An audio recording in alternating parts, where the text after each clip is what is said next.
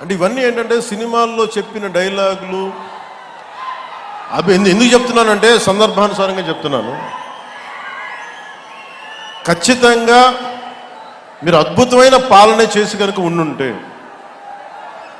మీరు 11 సీట్లకు వచ్చేవాళ్ళు కాదు. మీరు అంటే ఇది రెలవెంట్ కాబట్టి చెప్తున్నా. ఇది కక్ష తీర్చుకునే ప్రభుత్వం కాదు. ఇది తప్పులు చేస్తే శిక్షించే ప్రభుత్వం. ఇది అలాంటిది.